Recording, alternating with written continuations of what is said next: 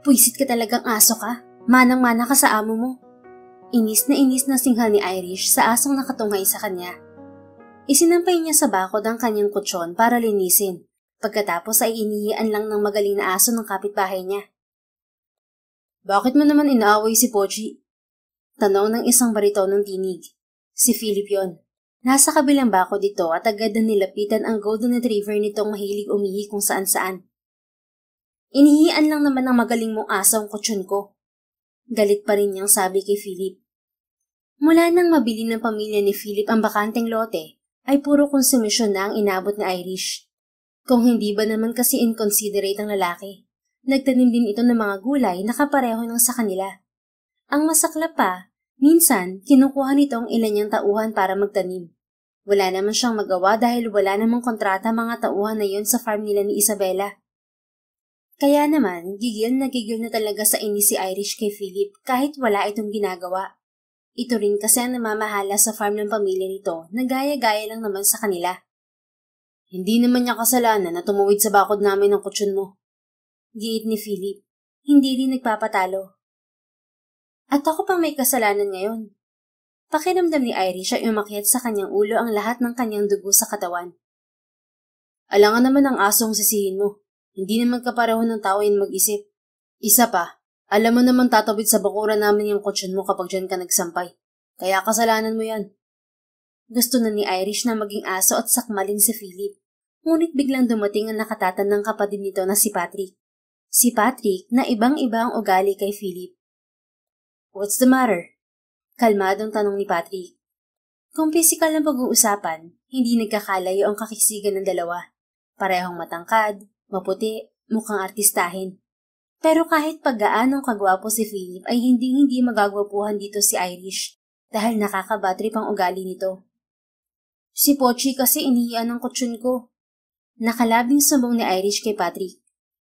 Nakasalanan mo. Singit ni Philip, lalo nang bumusangot ang mukha nito. Phil, saway ni Patrick sa kapatid. See? Kaya mas gusto talaga ni Irish si Patrick kaysa kay Philip. Nang makita nga niya ito, ay agad na nabawasan ng inis niya kina Philip at Pochi. Papalitan ko na lang ang kutsyon mo, Irish. Ani Patrick. Bakit? Alma agad ni Philip. Nako, hindi na Patrick. Agad namang sabi ni Irish. Madadaan naman siguro sa laba tong kutsyon ko. Para hindi ka na mahirapang maglaba, Irish.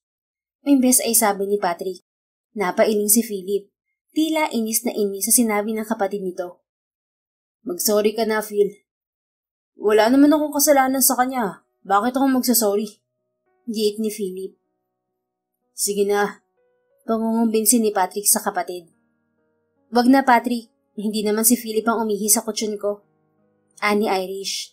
Alam naman niyang hindi magbababa ng pride si Philip kahit na anong gawin niya. Hayaan na natin. Pasensya ka na kay Pochi ha. Si Patrick na humingi na paumanhin. Okay lang. Pigil naman ang kilig na tugon niya. Kinabukasan, napailing na lang si Irish nang may nag-deliver ng kutsyon sa bahay nila ni Manang Celine. Ang kulit talaga ni Patrick. Sabi ko nang wag nang bumili ng kutsyon. Ani Irish. Parang kinikilig ka naman. Ani Manang Celine sa kanya. Hala, hindi po ah. Naniligaw ba sa'yo ang kapitbahay natin, Irish? Wish ko lang, Manang. Natatawa namang sagot ni Irish. Naihian lang ni Pochi tong kutsyon ko kaya pinalitan ni Patrick. Ikaw talagang bata ka. Crush ko lang naman si Patrick, Manang. Abay, maghanap ka na ng lalaking may gusto sa'yo. Tumatanda ka na at puro ka pa rin crush-crush. Gusto mo bang matulad sa akin? Anong magagawa ko, Manang? Palagi na lang akong hindi crush ng crush ko. Nakalabing sabi ni Irish. Bakit nga ba ganun? Pangit ba siya? Siguro sobrang ganda lang ng naging karibal niya nitong huli. Victoria Villaferte ba naman? Siyempre si Victoria ang pipiliin ni Michael. Isa pa ay mas bagay naman ang dalawang yon. Lumabas ka kasi, Irish. Palagi kang narito sa farm eh. Payo ni Manang Celine. Ano bang akala mo? May lalaking babagsak sa'yo mula sa langit? Hindi naman ako si Isabela, Manang. Natatawang sabi ni Irish. Ninang! Napahawak si Irish sa dibdib nang marinig ang matinis na tinig ng anak ni Isabela. Aiken! Bati niya si 5 taong gulang na bata na tumatakbo papalapit sa kanya. Hindi nabanggit ni Isabela na uuwi siya rito ngayon. Ani Irish kay Manang Celine. Hindi na nakatugon ng matanda dahil nakalapit na si Aiken at dinamba si Irish ng yakap.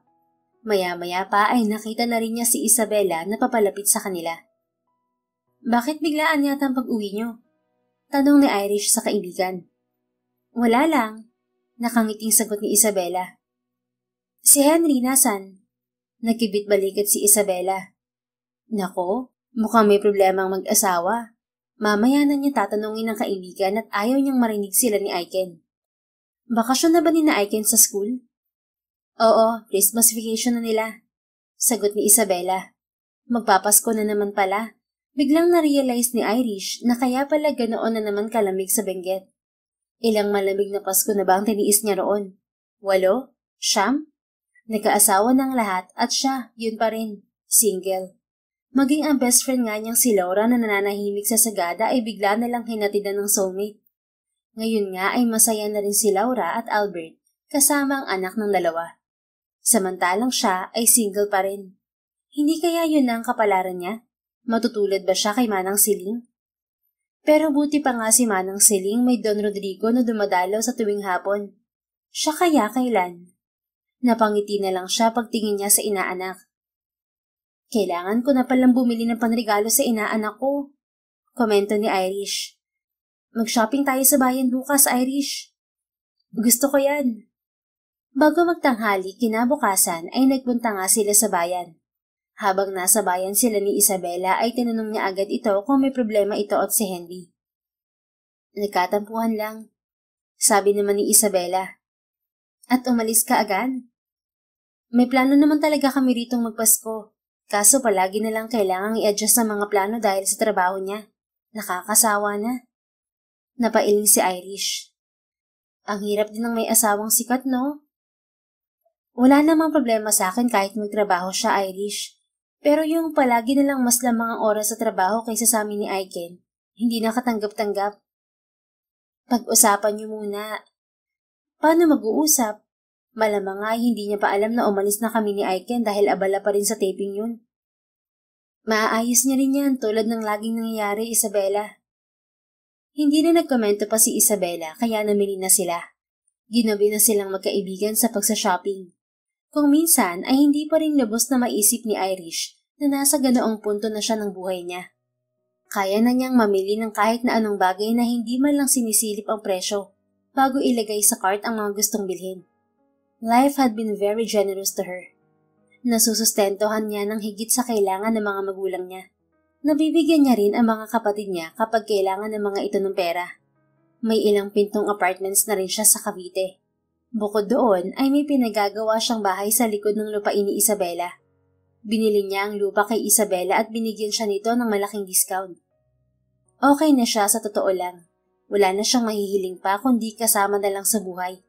Gusto niya ng kasamang mangarap, anak na hinahabol sa bakuran. Ayaw naman niya mag-isa habang buhay. Kaya lang ay parang kay ilap-ilap sa kanya niyon. 35 na siya sa susunod na taon. Baka malingang naghihintay lang siya. Irish, kailangan na nating umuwi. Natatarantang sabi ni Isabela sa kanya. Bakit?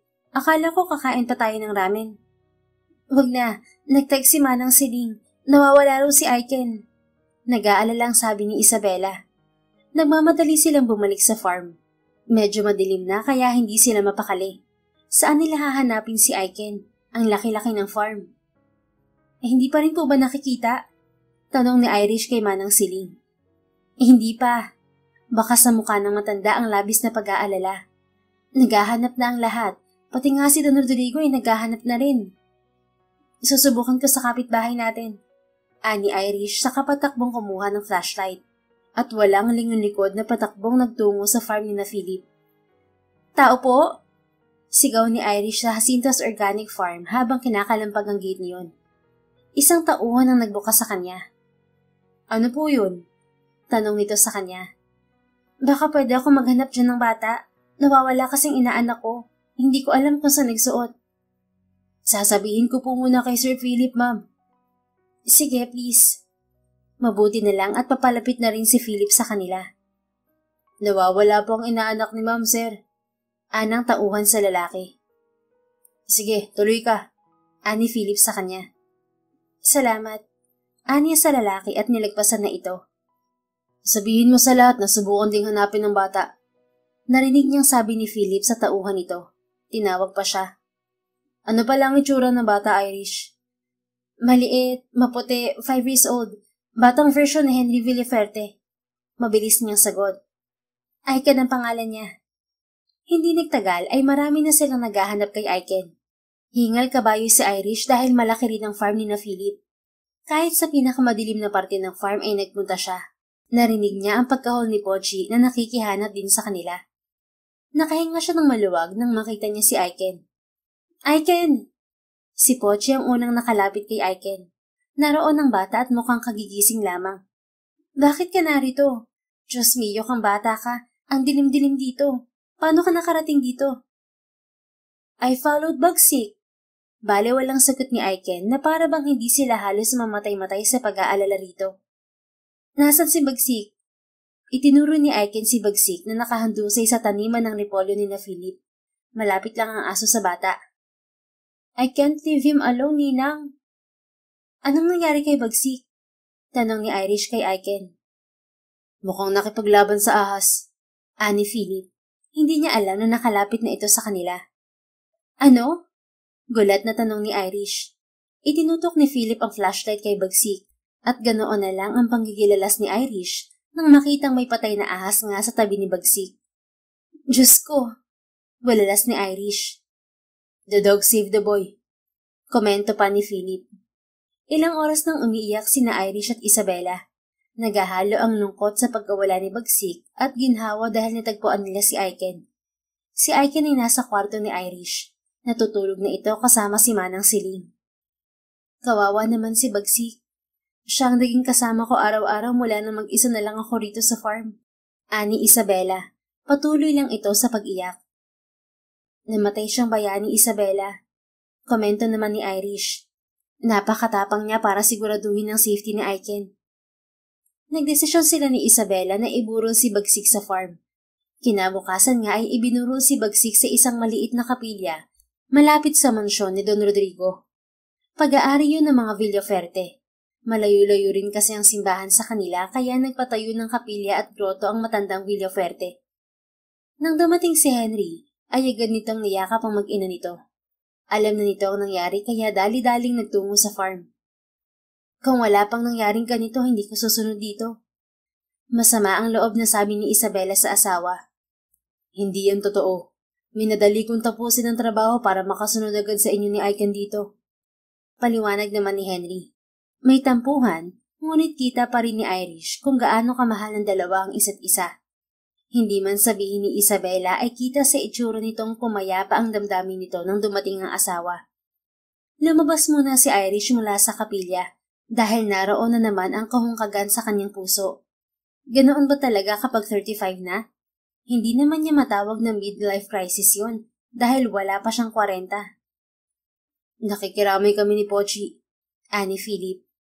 Hindi na malayan ni Irish ang pagdating ng dalawa. Salamat. Aniya sa lalaki.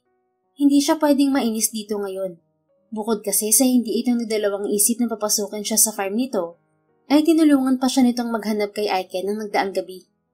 Truce muna sila. Tuloy kayo. Mamaya na siguro. Baka makaabala kami ni Pochi. Ani Philip. Sumilip din si Irish sa loob ng kapilya at nakita niyang nag-uusap ang mag-asawa ng masinsinan. Salamat nga pala sa tulong mo kagabi, Philip. Wala yun. Truce muna tayo, Philip, ha? Ikaw lang naman ang laging nakikipag-away eh. Kiit ni Philip. Ikaw rin naman Depensa ni Irish. Ikaw ang laging nauuna. Nakakainis ka naman talaga. Nanlalaki ang butas ng ilong na sabi ni Irish. Akala ko ba truce tayo? Malamig na tanong ni Philip sa kanya. Oo nga, inis niyang tugon. Kaya huwag kang mang-inis. Napapailing na lang si Philip. Hindi na ito nagsalita para siguro hindi na humaba ang usapan. December ang pinakamasayang season para kay Irish, ngunit yun din ang pinaka-nakakapagod. Sobrang abala sa farm kapag ganoong buwan. Mas marami ang produktong kailangang anihin. Okay pa ba? Nakangiting tanong ni Isabela kay Irish. Sanay na. Nakangiti ring tugon ni Irish. Abala siya sa pag-ikot sa buong farm para siguruhing walang problema ang kanilang mga produkto. Sinong mag-aakalang kaya nating palaguin ng ganito ang farm? Tanong ni Isabela sa kanya. Sinabi mo pa. Natatawang tugon ni Irish. Parang kailan lang ay nangangarap lang sila. Nagsimula sila sa maliit na puhunan. Pero may tiwala naman ako sa iyo mula nang umpisa, Irish. Kumunot ang noon ni Irish ngunit nakangiti. Nambola pa. Anya sa kaibigan. Alam ko magaling ka sa farming at pagnenegosyo. Pero sana galingan mo na rin sa love life mo. Panunod yun ni Isabela sa kanya. Lahat yata ng santo na dasalan ko na. Pabirong tugon ni Irish. Kapag darating ay darating, Isabela. Si Henry nga nahulog dito nang hindi mo inaasahan. Naniniwala talaga akong si Henry ang destiny ko. Sana all. Pabirong sabi na naman ni Irish. Pero kapag ayaw makialam ng tadhana para sa'yo, baka kailangan mo rin kumilos-kilos, Irish. Balita ko gusto mo si Patrick Jacinto. Kilala sila ni Lolo Rodrigo. Alam ko, magkaibigan sina Don Rodrigo at Don Arnulfo. Sagot niya. Si Don Arnulfo ang tatay ni na Patrick at Philip. Dahil din kay Don Rodrigo na impluwensya, kaya nabili ng mag-aama ang farm ng mga ito na hindi pa nabibili ni Henry noon. Halos lahat kasi ng katabing lupain ni na Isabela ay si Henry ang nakakabili. Kaya lalong lumawak ang farm ni Isabela. Paghahanda yun ng mag-asawa para sa future at retirement ni Henry sa pag-aartista. Baka kailangan na ng kaunting push, Irish. Pili ang sabi ni Isabela. Ikaw naman, gigil na gigil ka sa love life ko. Huwag ka mag-alala, healthy pang matris ko. Ani Irish saka natawa. Malapit na yung ma-expire, Rish. Humalakak si Isabela. Si Irish naman ay naningkit ang mata. Ang yabang mo palibhasa binagsakan ka ng gwapong soulmate mula sa bangin. Lalo lang siyang tinawanan ni Isabela. Aanhin mo naman ang lahat ng kayamanan na to kung tatanda kang dalaga. Hindi ako papayag ng ganon, Irish. Daig mo pang nanay ko, bruha ka. Gagawa ako ng paraan para mapikot mo ngayong taon si Patrick. Oy, hindi naman ako ganyang kadesperada, Isabela. Tumigil ka nga. Huwag ka nang kumontra riyan. Kailangan mo yun bago ma-expire. Kumukontra ba ako? Nagkatawanan silang magkaibigan. Sa Christmas party ng mga empleyado ng farm ay inimbitahan ni Don Rodrigo si Don Arnulfo at ang mga anak nito. Mukhang kumikilos na talaga si Isabela. Mas ini pa yata ang kaibigan niya na magkanobyo siya. Salamat sa pag-imbita, kumpadre. Ani Don Arnulfo kay Don Rodrigo. Ano ka ba? Maliit na bagay. Tara na sa mesa. Ani Don Rodrigo sa kaibigan. Saka ito sinabayan sa paglalakad patungo sa mesa. Do you need anything here? Tanong naman ni Patrick kay Irish nang makaalis ang dalawang doon. Wala na. Nakaset ng lahat. Humanda na lang kayong kumanda kapag nakantsawan kayo ng mga tauhan sa farm. Pabirong sabi ni Irish dito. Nasa tabi ni Patrick si Philip at walang imikang huli. Mukhang napilitan lang itong magtungo roon. Ganoon pa man ay hindi na nagkomento pa si Irish. Masyadong masayang gabi para alalahanin niya si Philip. Ang mag-asawang Henry at Isabela ang host ng party. At siya naman ang dakilang taga-check kung okay ang lahat mula pagkain hanggang alak. Taga-estima rin siya sa mga dumarating. Pero dahil naroon na si Patrick, kailangan na niya itong makuran. Baka tabihan pa ito ng ilang kababaihang naroon. Is this an annual event? Tanong ni Patrick kay Irish. Oo, mula nung mag-umpisa kami may paganito na kami. Nakakatawa naman. Siguro dapat ding magkaroon kami ng ganito para sa mga tauhan namin sa farm.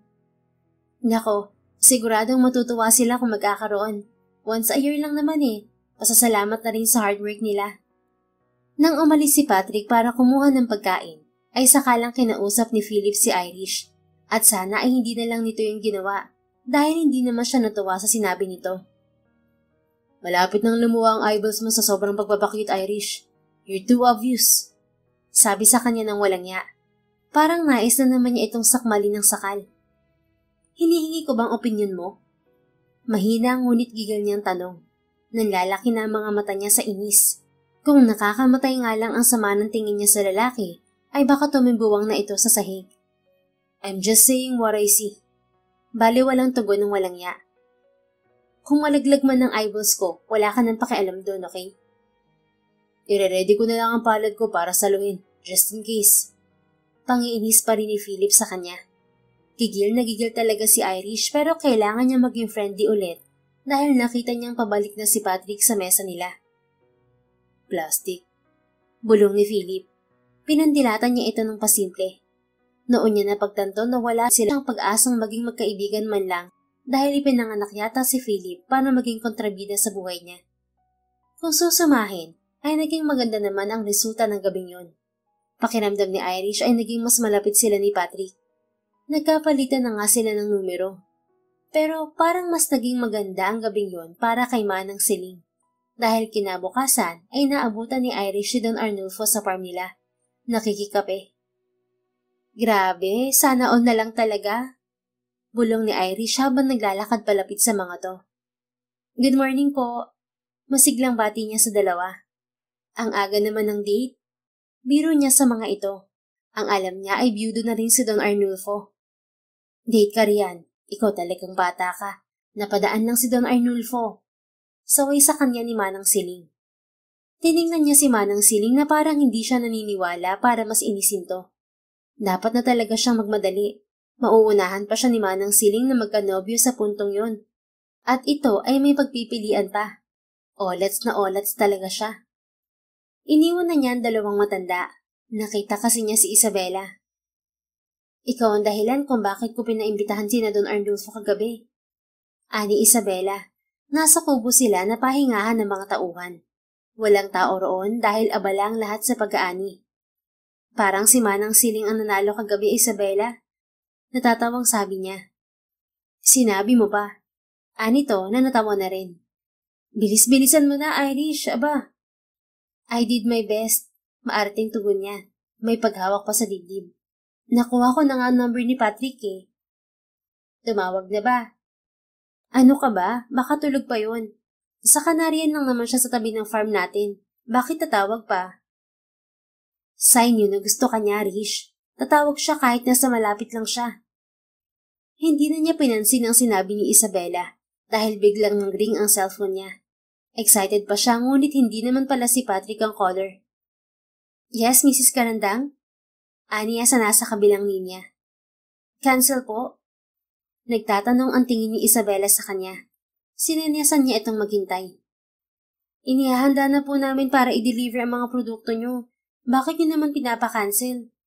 Kunot na ang noo ni Irish. Napakaaga pa pero parang iinit na ang ulo niya. Opo, walang kontrata kasi matagal na naman tayong ganun mag-transact.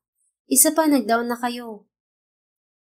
Kaya nga tinatanong ko sa'yo kung pwede ba akong mag-refund, Irish. Sagot ng nasa kabilang linya. Bakit po ba kayo nagpapa-cancel? May nakuhanan kasi akong mas murang produkto. Ano po? Halos pasigaw niyang tanong.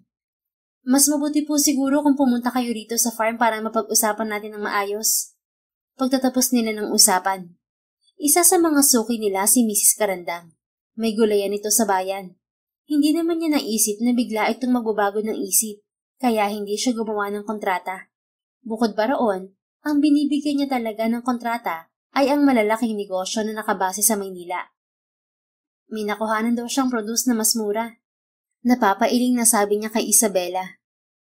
Hayaan mo na lang siguro siya para hindi ka na makipagtalo. Pero lesson learned na to sa part natin, Rish. Malaki o maliit na transaksyon, lagyan na natin ng kontrata. Matagal na silang sa atin kumukuha. Lahat na nga ng adjustments binigay ko sa kanila. Hindi ba parang nakakasama naman ng loob na may nag-offer lang na mas murang produce iiwan na nila tayo? Tapos ongoing na for delivery saka lang magka-cancel? Reklamo ni Irish. Mali rin tayo na wala tayong kasunduan, Irish. We should let her go. Babalik naman yan kapag na-realize niyang mas magagandang produce natin. Hindi pwedeng ganun lang, Isabela. Kiit niya. Yaan mo na nga lang. Huwag mo nang painitin ng ulo mo. Kapag may nawala, may dumarating na mas maganda. Ani Isabela para pakalmahin siya. Pagdating ni Mrs. Karandang ay dalawa sila ni Isabela na humarap dito. Pinilit pa nila itong tanungin kung saan ito kukuha ng mas murang produce. Ngunit tikom talaga ang bibig nito. Tulad ng sabi ni Isabela, hinayaan nila si Mrs. Karandang. Nirefund nila ang pera nito. Gusto ko talagang malaman kung sino ang panira sa negosyo natin, Isabela. Ani Irish pagkaalis ng ginang. Ano, magpapakaspy ka? Natatawang tanong ni Isabela sa kanya. Susundan ko muna si Mrs. Karandang. Hindi ako mapakali eh. Hoy, naloloka ka na ba, Irish? Gusto ko lang namang malaman eh, na i-refund na niya ang down payment. Malamang na magbabayad na siya sa kung sino mang Poncio Pilato ng mga ahas ng customer. Baka naman makipag-away ka pa. Tututuusin naman, hindi naman kabawasan si Mrs. Karandang sa mga client natin. Kaya hayaan mo na lang. Hindi nga, pero aalamin ko lang talaga kung sino ang manunulot na yon. At hindi nga siya nagpapigil kay Isabela. Parang may lalabas na apoy sa bumbunan ni Irish nang makita niyang pumasok si Mrs. Karandang sa katabi nilang farm, sa mga Jacinto. Ginaya ng pananim namin, inaas pa ang customer namin. Gigil na gigil niyang bulalas. Ang sabi niya ay hindi siya makikipag-away, pero gigil na gigil talaga siya. Nang makita niyang lumabas na si Mrs. Karandang mula sa farm ng mga Jacinto, ay saka siya nagtungo roon sa may gate. Nasaan si Philip? Tanong niya sa guard. Ano pong kailangan nila, ma'am? Gusto ko lang malaman kung anong problema ng boss mo. Pati ang nananahimik naming customers ay sinusulot niya. Ma'am, teka lang po. Kumalma po kayo. Papasok lang po ako para tawagin si Sir Philip. Naghintay ng ilang minuto si Irish bago siya pinapasok ng guard sa malaking gate ng Jacinto Farm. Nakita niyang naglalakad si Philip patungo sa kanya, kaya sinalubong na niya to. Hindi ka lang manggagaya. Manunulot ka pa. Paratang agad niya sa lalaki na halatang nagulat ng bahagya. Anong sinasabi mo? Maang-maangang tanong ni Philip. Sinulot mo si Mrs. Karandang sa amin. Ginaya mo na nga mga pananim namin. Nagbaba ka pa ng presyo. Ganyan ka ba talaga lumaban, ha? Ang yaman-yaman nyo na nga. Gusto nyo pang pati maliliit na negosyante gaya namin ay alisan nyo ng mga customer. Sasabog na ang dibdib niya sa galit. Una sa lahat, hindi ko sinulot ang customer mula sa'yo. Siya ang lumapit sa amin at nagpa-quote ng presyo. Kasalanan ko ba na gusto niyang lumapit sa amin? Madaya ka kasi. Nagbababa ka ng presyo. Our prices didn't change. Baka masyado ka lang talaga mataas magpresyo. Walang anumang sabi ni Philip. Hindi ako mataas magpresyo. Patas akong tao at may kapas sa mga kliyente at mamimili ng produkto namin. Mabuti na lang at dumating si Patrick para pumagitna sa kanilang dalawa. Can we have a professional meeting over this? Hindi natin mareresolve ang problema kung mag-aaway kayo na mag-aaway dalawa. Irish, Philip. Nagkaroon nga sila ng maayos na meeting kasama si Isabela. Nagpunta rin ito sa Jacinto Farm ng tawagan ni Irish.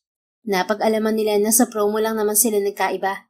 Nagbibigay pa rin kasi ng discount ang mga Jacinto kahit sa maliliit na customers. Lesson dito sa inyo, Irish. Kahit na anong transaction pa yan, mas okay ang mayroong agreement. Ani Patrick. Huminga ng malalim si Irish. Tumango at yumuko. Para siyang batang napagalitan. Nakakahiya. Bagsak ang mga balikat na bumalik siya sa farm. Huwag mo na masyadong pakaisipin, Rish. Ang importante, may natutunan tayo. Pangongonsola ni Isabela sa kanya. Wala lang. Nakakainis lang na ang tagal-tagal na natin sa negosyo na to, pero parang bata pa rin ako napagalitan sa farm ng mga Jacinto. Okay lang yan. Part of growth. Natatawang sabi ni Isabela. Cheer up, okay? Dapat ay good mood lang tayo sa season na to. Ang mga tauhan sa farm, siguradong good mood. Nakakatawa niyang tugon. Oo naman, mas malaki ang bonus nila this year kumpara last year eh. Pagdating sa mga tauhan ng farm, generous sila ni Isabela. Ang mga ito ang dahilan kung bakit lumago ng ganoon ang farm nila.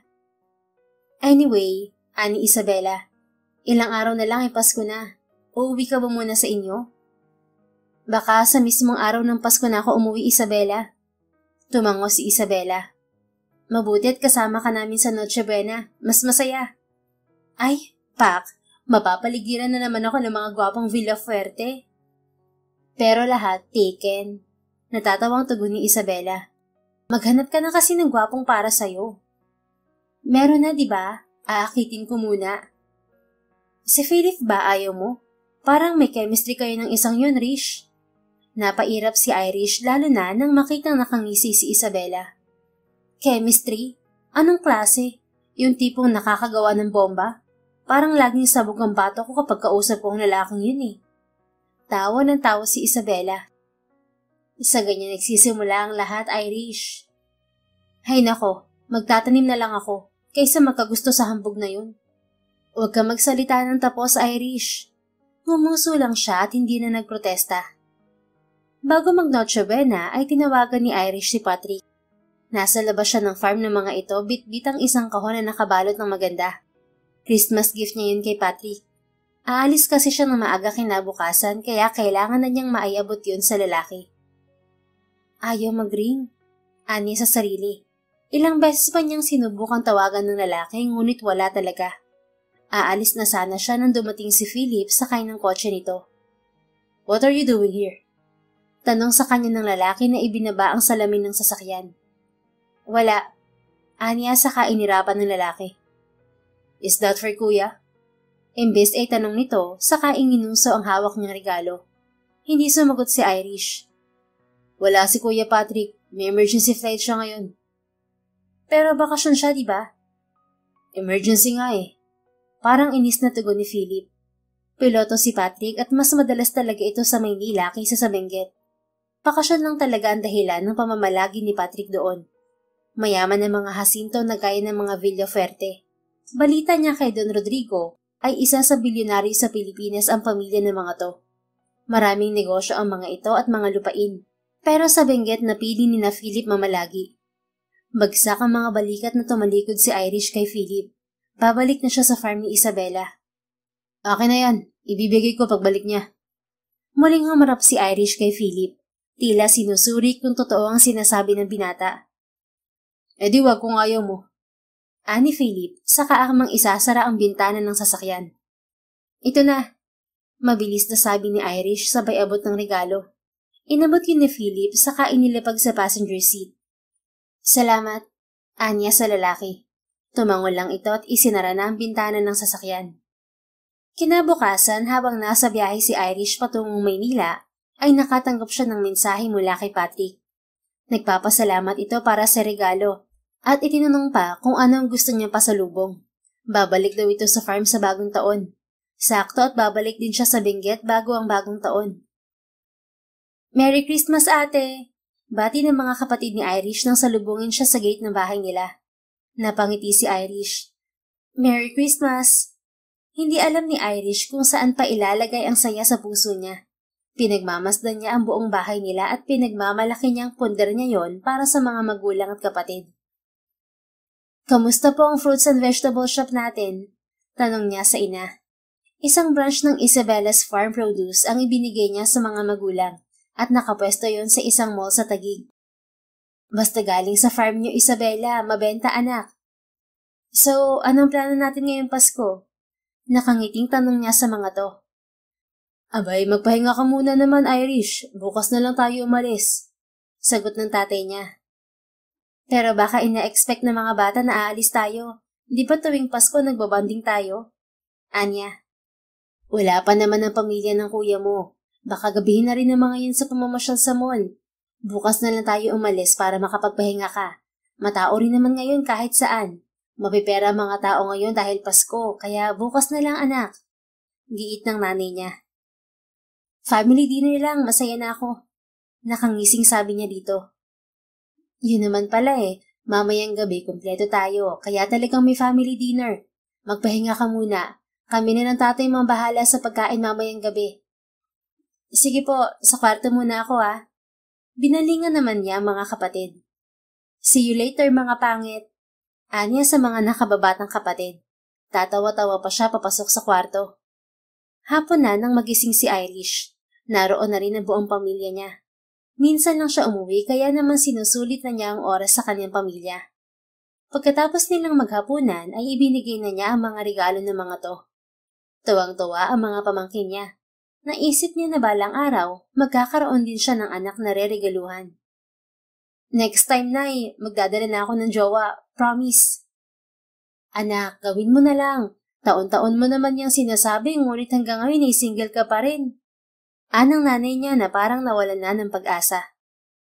Nanay naman, ang nega. Sita niya sa ina. Baka maunahan ka pang magkanobyo ng panganay mong pamangkin. Nanay, 13 lang si Kisses.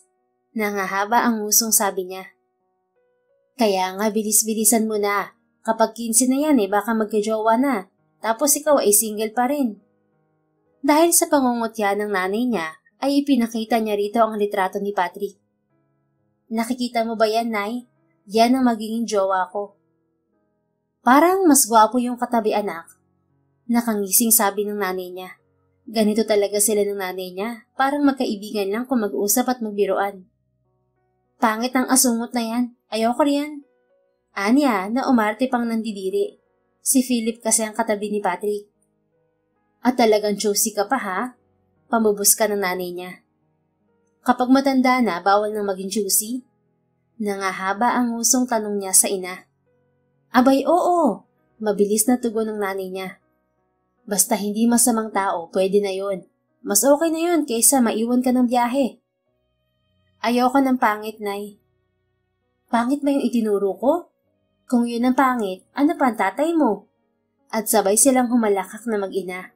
Patay sila kapag narinig sila ng tatay niya. Buti na lang at abala ito sa pakikipaglaro sa mga apo. Pagkatapos ng ilang araw na bakasyon ay nagbalik kaagad si Irish sa Benguet.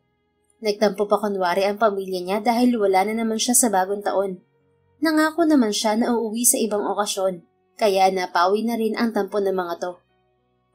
Kamusta ang maiksi mong bakasyon sa Maynila? Tanong ni Isabela kay Irish pagbalik ng huli sa Benguet. Masaya, maiksing tugon niya. Bakit parang nagmamadali kang bumalik? Bukas pa dapat ang umuwi mo rito, di ba? Wala lang. Panunod yun ni Isabela. Oo na, ngayon kasi ang balik ni Patrick dito. Tinawagan niya ako kagabi at sinabi niya na ngayon ang dating niya sa Benguet. Mukhang nagkakamabutihan na kayo ah. Hindi ko alam. Parang, ayoko mag-presume at mahirap masaktan, Isabela. Hindi naman agad-agad yan. Kailangan niyo syempreng mas makilala pang isa't isa. Kaya nga bumalik na ako agad. Nape-pressure na yata siya sa sinasabi ng lahat. Kaya madaling-madali siyang magkanobyo. Ayaw naman din niyang tumandang dalaga. Kapag hindi pa rin niya nasungkit si Patrick, baka tanggapin na niya ang katotohanan na hindi siya nakatadhanang ikasal at magkapamilya. Ngunit pagdating ng gabi ay na-disappoint lang siya. Walang Patrick na dumating.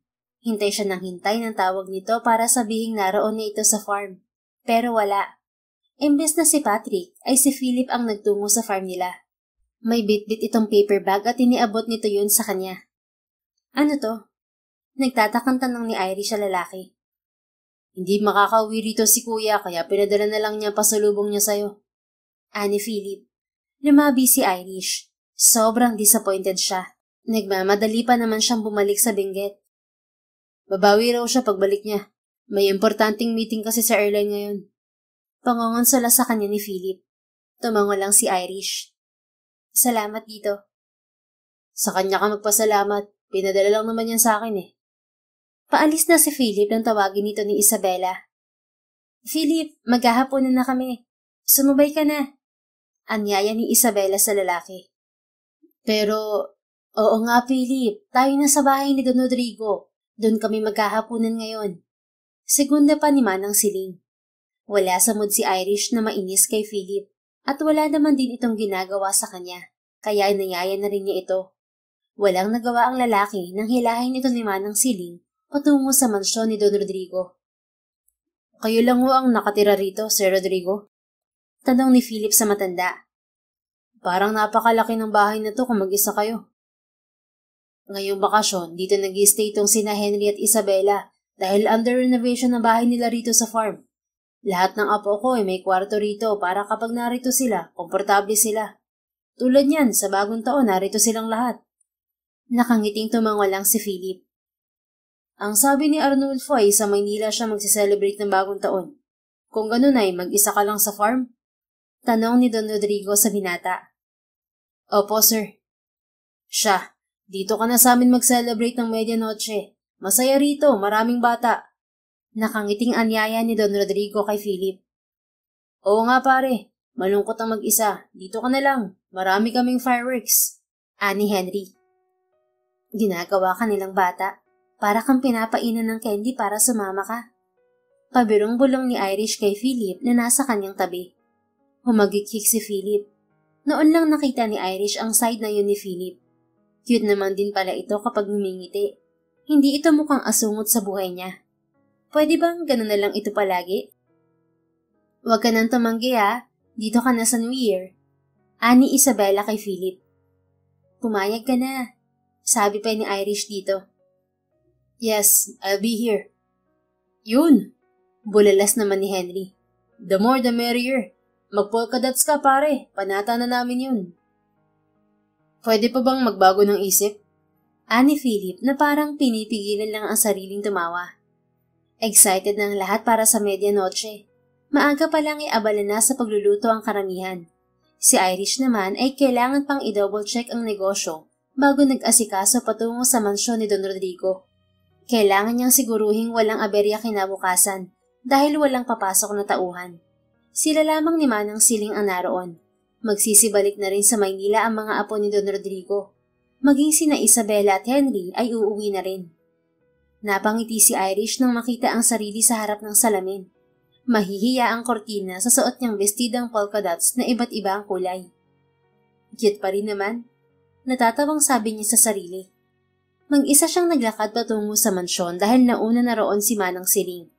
Nakasabay niya papasok sa gate si Philip. Para silang nag-usap ng damit kaya nagkatawanan sila. Nakasuot ito ng sweater na mayroon ding polka dots na iba't iba ang kulay. Para tayong sa circus pupunta, sabi ni Philip sa kanya. Ano ka ba? Kortina ako, no? Natatawa naman niyang sagot. Parang magsha-show tayo sa circus. Giit ni Philip. Bigo man si Irish na makita at makasama si Patrick ng gabing yon, ay nag-enjoy naman siya sa party. Pakiramdam niya ay parte siya ng pamilya Villaferte dahil hindi iba ang turing ng mga ito sa kanya. Maging ang mga anak ng magpipinsan ay tiyahin ng tingin sa kanya. Masaya nga rito kapag may okasyon. Ani Philip sa kanya. Oo, masayang panoorin maglaro ang mga bata at matatanda. Mamaya kapag nagpa-fireworks na mas nakakatuwa. Sayang, wala si na Papa at Kuya. Ani Philip. Kaya nga eh. Paano yun? Hindi sila magsiselebrate ng New Year? Si Papa sa bahay namin sa Manila magsiselebrate ng New Year. Kasama ako dapat pero mawawala naman ang tao sa bahay sa farm. Ewan ko lang kung magkasama sila ni Kuya ngayon. Hopefully, tapos na ang aberya sa airline at magkasama nga sila. Bakit kasi hindi ba kayo mag-asawa para marami na rin kayong batang kasama sa mga ganitong okasyon? Pabirong tanong niya kay Philip. Hindi naman nabibili ang asawa sa tindahan eh. Pabiruring sagot ni Philip. Do you really like my brother Irish? Oh, bakit dyan tayo napunta? Nasa usapang asawa na rin lang naman tayo eh. Well, he's my ideal type. Gwapo, mabait, madiplomasya, mukhang magiging mabuting haligi ng tahanan. Paano kung hindi kanya type? Alam mo, ayoko mainis sa'yo ngayon, Philip. Kasi okay naman tayo kanina eh. Medyo inis nang sabi ni Irish dito. Nagtatanong lang naman ako. Natatawang sagot ng lalaki. May magagawa ba ako kung hindi? Nagbuntong hininga si Irish.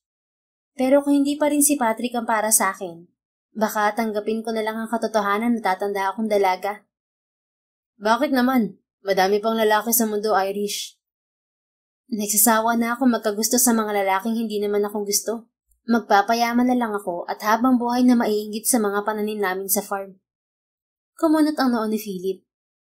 Bakit? Mabuti pa kasi sila, nadidiligan. Nakalabi niyang tugon. Sa gulat niya ay humalakak si Philip. Nagtatransform talaga ang itsura nito kapag ngumingiti at tumatawa. Nawawala ang kasupladuhan sa itsura nito. I'll help you with Kuya Irish.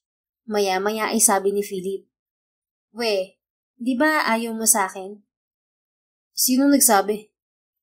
Lagi mo akong inaaway, di ba? Ikaw ang lagi nang aaway sa akin, Irish. Hindi ako. Giit ni Philip. Parang hindi naman. Yun ang totoo. Kasalanan mo naman kasi. Nangahaba ang ngusong sabi ni Irish. Wala naman akong ginagawa. Galit ka na agad lagi. Siguro dahil sa pagtatayo mo ng farm sa tabi namin.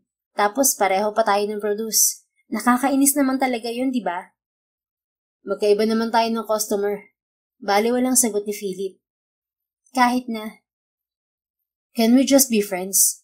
I think that's better than fighting every time we see each other. Suwestyon ni Philip.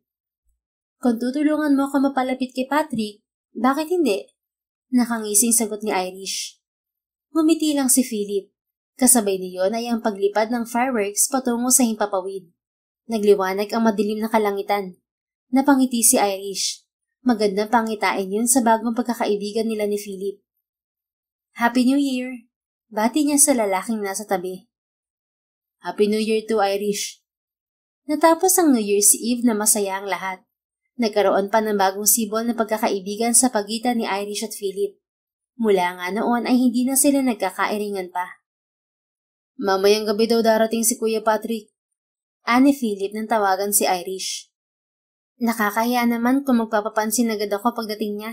Natatawang tugon ni Irish sa kausap sa kabilang linya. Oo, saka pagod yun sa biyahe. Bukas ka na lang magpapansin kay Kuya. Pinigilan ni Irish ang matawa.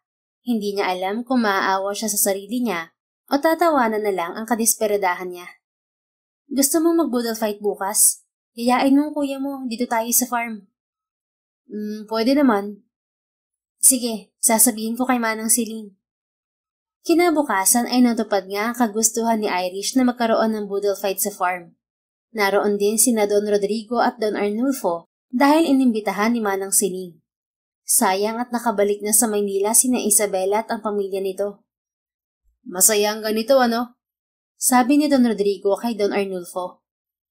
Oo, kapag tumatanda ka na pala ganito na lang kasimple ang kaligayahan. Nakangiting tugon naman ni Don Arnulfo. Hindi pa naman po ako matanda, pero masaya na rin ako sa ganito. Pabirong sabad ni Irish sa usapan ng matatanda. Para kang si Philip, mas gusto ang simpleng buhay dito sa farm kaysa sa Maynila. Sagot ni Don Arnulfo. Mas okay naman talaga rito. Tahimik, malamig, sariwang hangin at pagkain. Hindi palagi nagmamadali. Ani Philip.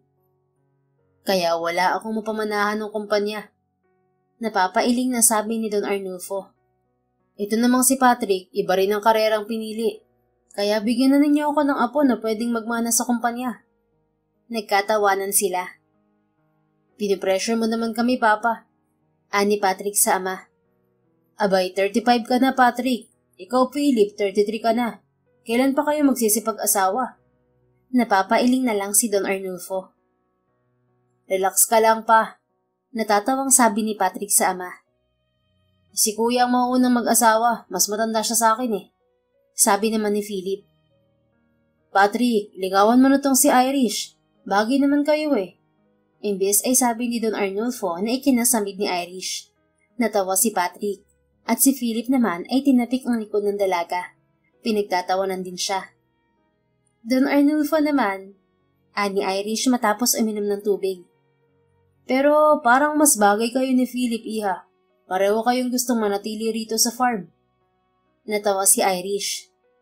Kaibigan ko tong si Philip, Don Arnulfo. Kayo naman. Si Patrick ba ang gusto mo? Nag-init ang mukha ni Irish. Pahiyang-pahiya na siya. Bakit naman kasi straight to the point magtanong ang matanda? Para bang wala roon ang mga pinag-uusapan nila? Papa, napaka-intrigero mo. Ani Philip sa ama. Ang mabuti pa'y ituloy na lang natin ng kwentuhan habang umiinom ng tsokolate. Tara Irish, ihanda na natin ng tsokolate. Hinawakan siya ni Philip sa pulsuhan at hinila papasok sa loob ng bahay.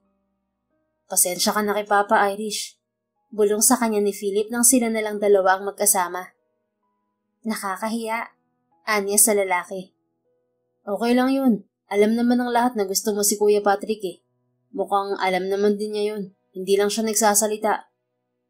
Aamin na lang ba ako para matapos na to? Tanong niya kay Philip. Akala ko ba'y gusto mong mapalapit sa kanya? Sabi mo nga, alam naman na din niyang nararamdaman ko, di ba? Kailan mo gustong mag-confess? Bago siya bumalik ng Maynila? Sige, ani Philip. Tutulungan kita. Ngumiti si Irish. Salamat, Philip. Hanggang sa dumating na nga ang araw bago bumalik ng Maynila si Patrick. Wag na lang kaya? Nag-aalalang tanong ni Irish kay Philip. Hinawakan niya ang bisig ng lalaki. Paano kung i-reject ako? Sabi ko naman sa'yo kapag hindi pa rin si Patrick, magpapakamatandang dalaga na lang ako. Ngumiti si Philip. Ang lamig ng kamay mo, Irish. Pwede bang mag-relax ka? Paano kung gusto ka rin ni Kuya? Huwag ka munang naiga, okay? Natutuwa naman siyang suportado siya ni Philip, pero hindi maganda ang kutob niya sa kalalabasan ng gabing yon. Ngunit naghintay din sa kanya si Patrick dahil nga sinabi ni Philip na may pag-uusapan sila. Bahala na nga. Halika na. Inakbayan siya ni Philip at inihatid sa kubo kung saan naghihintay si Patrick. Good luck. Sabi pa ni Philip bago siya iniwan. Nais na ni Irish na umatras, ngunit nakatingin na sa kanya si Patrick. Magandang gabi, Irish. Nakangiting bati pa sa kanya ni Patrick. Pinilit ni Irish na ngumiti. Huminga siya ng malalim para alisin ang kaba sa dibdib. Ngunit parang hindi yun epektibo. Pakiramdam niya ay mahihimatay na siya sa kaba. Gusto mo raw ako makausap, sabi ni Philip. Sabi pa ni Patrick na kusa nang lumapit sa kanya dahil hindi niya magawang ihakbang ang mga paa. Oo. Anong gusto mong pag-usapan, Irish? Tara sa kubo. Ano kasi, nakakahiya. Paano niya ba sisimulan? Nag-practice naman siya bago pumunta roon, pero nakalimutan na niya ang lahat ng yun. You can take your time. Nakangiting sabi ni Patrick nang nasa kubo na sila. Ano kasi, pumikit ng mariin si Irish at tahimik na nagdasal. Bahala na si Lord. Gusto kita, Patrick. Hindi agad nakasagot si Patrick. Nakangiti lang ito. Mukhang hindi naman to nagulat. Gusto rin kita, Irish. Pero, oops, ani Irish sa isip. Mukhang mababasted talaga ako. Parang gusto na niyang umiyak, wala pa man. Pero, tanong niya kay Patrick. You are dear to me, Irish. I always feel welcome when you're around. You're a good friend. At yun lang ako? Nakangiwing tanong niya sa lalaki. Friend? Huminga ng malalim si Patrick at tumango. I'm sorry. Wala ka namang dapat ihingi ng sorry. Nagpakatotoo ka lang. Still, sorry if I can't reciprocate your feelings. Hindi naman yun naipipilit. Anya sa kayumuko. She felt defeated. Last chance niya na yun eh. Wala kang dapat na ihingi ng sorry, Patrick. Binaalam ko lang naman ang nararamdaman ko. Can we still be friends, Irish? Oo naman. Napipilitang sagot niya na peking nakangiti. Matapos ng pag-uusap ay nagpaalam na rin sila sa isa't isa. Sinamahan siya ni Philip sa farm ni Isabella pagkatapos siyang babasted ng kapatid nito. Huwag ka na kayang uminom, Irish. Pigil ni Philip habang nagsasalin siya ng alak sa baso. Uminom ka na lang din para bukas hindi mo matandaan kung gaano ako kamiserable ngayong gabi. Imbes ay sabi niya sa binata. Sinalinan siya nito ng alak sa isang baso at iniabot yun dito. Baka pagalitan tayo ni Manang Celine. Wala siya. Dinalaw yung pamangkin niyang bagong panganak sa Pampanga. Bukas ng gabi pa yun babalik. Kailangan mo ba talagang uminom? Nakangiwing tanong ni Philip sa kanya. Broken-hearted ako. Hayaan mo na. Anya sabay lagok ng alak sa baso. Hinayaan nga siya ni Philip, ngunit maya't maya naman siyang inaawat. Uminom ka na lang din sabi para hindi mo na maalala ang lahat ng bukas. I'm not a heavy drinker. Hindi mataas ang tolerance ko sa alak, Irish. Mas mabuti para bukas hindi mo ako pagtawanan. Inabutan ulit ni Irish ng alak ang lalaki. Uminom naman to. Hindi nagtagal ay pareho na silang namumula. Ang bilis mo ngang malasing. Nakangising sabi ni Irish. Marami siyang naiinom kaya may tama na siya. I told you. Ani Philip na parang napapapikit na. I-celebrate natin ang pagiging matandang dalaga ko. Anya saka itinaas ang baso. Dinikit niya ang baso sa hawak na baso ni Philip at sabay nilang tinungga ang alak na laman ng mga yon. Hindi pa naman siguro huling lahat para sa iyo, Irish. Seryosong sabi ni Philip kahit namumungay na ang mga mata. Wala na. Last chance ko na si Patrick, Philip. I'm here. Anang lalaki. Ngumisi si Irish. Isasakripisyo mo ang sarili mo para sa akin? Oo, para hindi ka na mainggit sa mga pananim mo. Sus, baka nga hindi mo ko kayang halikan eh. Anya sabay irap sa lalaki. Sa gulat ni Irish ay nilapitan siya ni Philip. Tinawid nito ang pagitan ng kanilang mga labi. Natigilan siya nang dumampi ang mga labi nito sa kanya. Dapat ay tinutulak na niya ang lalaki. Ngunit binuka niya ang bibig dahilan para palalimin pa ni Philip ang halik. Nadala si Iris sa sensasyon. Dahil siguro sa alak, sa isip-isip niya. Nang gabing yun ay may milagrong naganap sa kanilang dalawa. At dahil yata roon kaya muling nagbago ang pakikitungo nila sa isa't isa. Mula noon ay nagkaroon na sila ng ilangan. At kulang na lang ay tumalikod sila kapag makakasalubong ang isa't isa. Irish, hindi naman katiis na tawag ni Philip sa babae. Mula ng gabing may hindi sinasadyang mangyari sa pagitan nila, ay para na silang mga timang na nag-iiwasan. Ano? Tanong ni Irish, hindi makatingin sa kanya. Kung hindi mo gusto ang nangyari sa pagitan natin, baka pwedeng kalimutan na lang natin para maging maayos na ulit ang relasyon nating dalawa. Kalimutan? Ganun lang ba yun? Nakasimangot na tanong ni Irish. Hinirapan pa ang binata. Gusto mo bang panagutan kita, Irish? Ano ako? 16 years old? Ano kang gusto mo? Desperadong tanong ni Philip sa babae. Hindi ko alam. Yumuko si Irish. Subukan natin kalimutan para maging okay ulit tayo. Suwestyon na Philip. Kung siya ang tatanungin, ay mas gusto niya ang panagutan na lang si Irish kahit ayaw nito. Ngunit ayaw rin niyang mapilitan lang ito na gustuhin siya. Gusto niya si Irish. Hindi niya alam kung kailan nagsimula. Ang alam lang niya ay tinulungan lang niya itong mapalapit sa kapatid niya para mapalapit din ito sa kanya. Sige na nga, total namimiss na rin kita. Nakalabing sabi ni Irish. Miss mo ko? Pinigilan ni Philip ang mapangiti. Wala na akong kakwentuhan sa hapon kapag tapos na ang trabaho rito sa farm. Gusto kitang tawagan kaso nahihiya ako. Pag-amin ni Irish. Inakbayan ni Philip ang babae. Namiss din kita. Sa wakas ay ngumiti na si Irish. Kalimutan na natin ang nangyari. Tumango lang si Philip. Paano niya makakalimutan ang gabing yun? Imposible. Ngunit para sa katahimikan ni Irish at para manatili ito sa tabi niya, kahit bilang kaibigan lang, susubukan niya. Mula nga ng araw na yun ay bumalik sila sa dati. Hindi na sila nag-iwasan pa. Cancel muna natin ang meeting. Ani Irish kay Philip.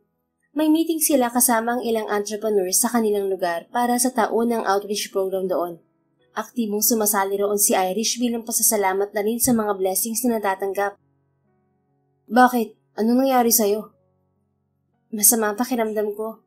Anya sa lalaki. Parang bumabaliktad ang sikmura ko. Baka naman may nakain kang hindi maganda. Kunot ang noong sabi ni Philip. Hindi nga ako makakain eh. Nakaisang kagat pa lang ako sa tinapay, halos masuka-suka na ako. Sobrang sakit pa ng ulo ko. Sige, tatawagan ko na lang sila para i-reschedule ang meeting. Salamat. Gusto mo bang dalhin kita sa klinik? May malapit na klinik dito, siguro 15 minutes away. Okay lang ako. Namumutla ka, Irish. Giit ni Philip. Philip, samahan mo na yan sa klinik at matigas ang ulo niyan. Buhatin mo kung kinakailangan. Utos ni Manang Siling kay Philip. Sige po, Manang. Ako na po bahala kay Irish. Sagot naman ni Philip sa matanda. Sa pilitan na siyang pinasakay ni Philip ng sasakyan. Kaysa makipagtalo ay hinayaan na niya ito. Muntik pa nga siyang magpa-uwi nang makita niya ang mahabang pila sa klinik. Palibhasa ay bago yun at nag-iisa lang sa lugar nila. Bumalik na tayo sa farm. Anya kay Philip. Hindi. Parang lalong sumasama ang pakiramdam ko rito. Kaya ka nga magpapacheck up eh. Ayaw mo makinig sa akin. Inis na sabi niya sa lalaki. Ikaw ang ayaw makinig. Giit nito. Mahigit 1 oras din bago nila nakausap ang doktor. Sinabi ni Irish ang mga nararamdaman niya at nagulat siya sa sinabi ng doktor. I suggest a pregnancy test, anang doktor. Po? Nanlalaki ang mga matang tanong ni Irish. I think you are showing symptoms of pregnancy. Kailan ang huling menstruation mo? Irregular pang menstruation ko kaya hindi ko na matandaan. Lalong kailangan mo magpa-pregnancy test. Hindi kita pwedeng resetahan ng gamot hanggat hindi tayo sigurado kung buntis ka. Nagkatinginan sila ni Philip. May nabuo ba talaga ng gabing yun? Ang usapan ay kakalimutan na nila yon. Paano kapag meron itong ebidensya? Imbes na reseta ay recommendation para sa OB-GYN ang nakuha ni Irish. Pareho silang walang imik ni Philip habang nasa sasakyan. Positibo ang pregnancy test. Anong gagawin natin? Tulalang tanong ni Irish kay Philip. We can sort this out. Tularing sagot ni Philip. For now, magpahinga ka muna. Hanggang pagdating sa farm ay tulala si Irish. I have to go. May bisita ako sa farm. Tawagan mo ako kapag may kailangan ka. Ani Philip sa kanya. Sinong bisita mo? Kaibigan ko. Napasimangot na lang si Irish nung nagmamadaling umalis si Philip. Kamusta pagpapacheck up? Tanong ni Manang Siling pagkaalis nila. Okay naman po, wala pong problema. Ani Irish. Hindi pa niya alam kung paano sasabihin ditong buntis siya. Saka na siguro kapag napag-usapan na nila ni Philip kung ano ang gagawin. Tinawagan ni Irish si Philip dahil ang tagal nitong bumalik. 3 oras na itong wala. Meron pa silang pag-uusapan. Hello? Tinig yun ng isang babae. Tinignan ni Irish kung tama ang numerong tinawagan niya. Tama naman, numero yun ni Philip. Si Philip, tanong niya sa babae. Kausap lang si Tito Arnulfo. Wait, I'll give him the phone. Anang babae sa kabilang linya. Phil, narinig pa niyang tawag nito kay Philip. May tumatawag sa'yo. Agad namang kinuha ni Philip ang cellphone. Hello, Irish? Si Philip na yon. Sino yon? Tanong agad niya sa binata. Kunot pa ang kanyang noo kahit na hindi naman siya nakakita ng kausap. Si Gilda. Kababata ko. Anya sa kawalan ng masabi. Anong oras ka babalik dito? May pag-uusapan pa tayo eh. Phil, kakain na daw. Narinig na naman ni Irish ang tinig ni Gilda. Sige na, kumain na kayo. Pumunta ka na lang dito kapag hindi ka na busy. Pinutol ni Irish ang tawag. Inis na inis siya at hindi niya alam kung saan nanggagaling yon. Wala pang ilang minuto ay naroon na si Philip sa farm. Pasensya ka na. Hindi ko lang basta maiwan si Gilda at ang layo pa ng biniyahe niya. Bakit nandito ka ngayon? Estimahin mo muna ang bisita mo. Mag-stay naman siya rito ng 1 linggo eh. Okay lang kahit umalis na ako. 1 linggo? Oo, bakasyon. Akala ko kakain kayo. Tanong ni Irish sa lalaki. May pag-uusapan tayo, di ba? Nakakahintay naman yun. Kumain ka na ba? Imbes ay tanong ni Philip. Sabay na tayong kumain. Wala akong gana. Hindi pwedeng wala kang gana, Irish. 2 na kayo ngayong magugutom ng baby sa tiyan mo. Paalala ni Philip sa kanya. Napilitan si Irish na kumain bago nila pag-usapan ni Philip kung ano ang plano. Let's talk to your parents. Pakakasalan kita. Ani Philip. Ayoko. Bakit? Tila nagtatakang tanong ni Philip. Oo, gusto ko ng pamilya. Pero ayoko magpakasal dahil hindi sinasadyang nabuntis ako. Pwede naman tayong mag-co-parent, Philip. Hindi maipinta mo ka ni Philip. Ayaw mo magpakasal dahil si kuya pa rin ang gusto mo. Tama ba? Hindi sa ganon. Inis ng tugon ni Irish. Gusto mo magkaroon ng pamilya and I am giving that to you. Pero tumatanggi ka pa rin. Natural na panagutan ko ang anak ko. Oo, kaya nga magko-co-parent tayo, di ba? Kasi pananagutan mo ang anak mo. Ako, hindi mo ako kailangang panagutan kasi hindi mo naman ako nobya eh. Huminga ng malalim si Philip. Parang inis na inis pa sa kanya. Inililigtas na nga niya ito. Alam naman ni Irish na hindi rin ito gustong pakasalan siya. Ayaw niya magpakasal sa lalaking napipilitan lang. Mas naaawa siya sa sarili niya. Mas maigi pang hindi siya mag-asawa kaysa maikasal sa lalaking napipilitan lang napakasalan siya. Naiintindihan ko na hindi ako ang gusto mo. Pero paano naman ang anak natin, Irish? Hindi ako magpapakasal para lang sa maling rason. Giit niya. Anong lohikal na rason pa ba ang gusto mo? Imbes na sumagot ay tinalikuran niya si Philip. Masakit ang ulo ko, magpapahinga muna ako. Sige na, bumalik ka na sa inyo. Nang mga sumunod na araw, ang lahat ay nagulat sa naging revelasyon nila ni Philip. Kinabukasan ay nagpahanda ng espesyal na hapunan ang lalaki para i-anunsyo ang pagbubuntis niya. Tulala ang lahat ng nasa mesa. Maging ang plano nilang co-parenting ay sinabi rin nila sa mga to. Tutol si Don Arnulfo. Mas maigi raw kung magpapakasal sila. Respetuhin na lang natin ang kagustuhan ni Irish pa. Ani Philip. Hindi naman yan makikinig kahit na ano pang sabihin natin. Mukhang masama pa rin ang loob ng binata. Hindi nga masyadong pinapansin si Irish. O kaya naman, hindi siya pinapansin nito dahil mas gusto nitong makipagngitian kay Gilda. Gusto nga niyang matawa ng mukhang maiiyak na si Gilda nang sabihin nilang buntis siya at si Philip ang ama. Halatang halata na may gusto ito kay Philip. At baka ganoon din si Philip dahil nitong umaga lang ay nalaman niyang first love pala ni Philip si Gilda. Childhood sweethearts. Pasimple siyang umuwi. How about your parents, Irish? Alam na ba nila? Tanong ni Don Arnulfo sa kanya. Bukas po ay luluwas kami ni Philip ng Maynila para ipaalam sa kanila. Is it safe for you to travel by land? Ipasundo ko kaya kayo kay Patrick. Gamitin na lang ninyo ang helicopter. Suwestyon ni Don Arnulfo.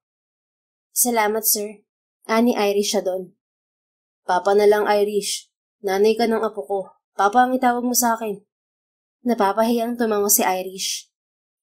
Sige po. Kinabukasan ay maaga silang gumayak paluwas ng Maynila. I've heard the news. Ani Patrick kay Irish nang sunduin sila nito sa bayan. Noon lang nakita ni Irish na nakasuot ng uniforme ng isang piloto si Patrick. Bagay rito ang suot, lalo itong nagmukhang kagalang-galang. Ngumiti si Irish. Sinabi na pala sa'yo ni Philip. Tumango si Patrick. Si Philip naman ay tahimik lang. Hindi sila masyadong nag-uusap. Parang may invisible na linya sa pagitan nila. Hindi niya maintindihan kung ano ang pinagsisintir nito. Pagdating sa Maynila ay agad din silang nagpaalam kay Patrick. Susunduin ko kayo bukas. Dito na lang tayo magkita. Ani Patrick. Sa building ng kumpanya ng mga Jacinto sila bumaba. May sasakyang nag-aabang doon para ihatid sila sa bahay ng mga magulang ni Irish. Tulad ng inaasahan ni Irish, ay nagpilit ang mga magulang niyang magpakasal sila ni Philip. Inihanda na niya ang mga sasabihin sa mga to. Isa pa, hindi naman siya magbabago ng isip. Desidido na siya. Nasisiraan ka na ba, Irish? Willing naman si Philip na pakasalan ka. Sermon ng tatay niya nang nasa kwarto na siya. Sinundan pa talaga siya para sermonan lang. Ako na ang kakausap sa anak natin. Singit ng nanay niya. Pinalabas nito mula sa silid ng tatay niya. Irish, gusto mong magkapamilya, hindi ba? Seryosong tanong ng nanay niya nang sila na lamang ang naroon. Kalmado ito tulad ng inaasahan niya. Pero hindi sa maling rason, Nay. Iniisip mong hindi ka mahal ni Philip? Yun ang totoo. Natututunan ng pagmamahal, lalo pat may pundasyon kayo, pagkakaibigan at ang anak nyo. Mali pa rin na nagpakasal dahil ng nabuntis, Nay. Mas mabuti nang maayos na setup sa simula pa lang, kaysa magpakasal kami at maghiwalay rin. Mas maaapektuhan ng anak namin nun. Sa ngayon, Nay, ito ang gusto ko para sa amin. Ikaw ang bahala, pero kung ako ang tatanungin, mas mabuti kung susubukan niyong mahalin ang isa't isa para sa anak niyo. Ayoko mamalimos ng pagtingin, Nay.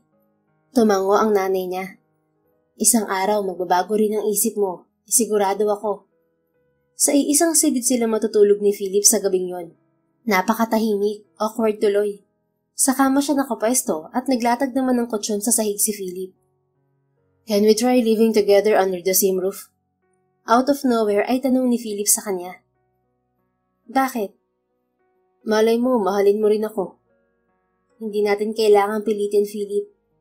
Hindi natin pipilitin. Susubukan lang natin. Magkakaanak na tayo, Irish. Hindi natutungkol na lang sa ating dalawa. Bill, tugon niya maya-maya. Baka hindi mo na naman ako pansinin eh.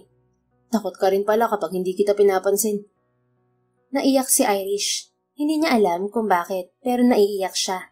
Pakiramdam niya ay ilang araw siyang tinitigis ni Philip at masama talaga ang kanyang loob. Oh, bakit ka umiiyak? Natatarantang tanong ni Philip. Umakyat ito sa kama at niyakap siya. Hindi ko alam. Anya, humihikbi pa. Must be the pregnancy. Ang sabi sa nabasa ko, sensitive daw talaga ang mga buntis.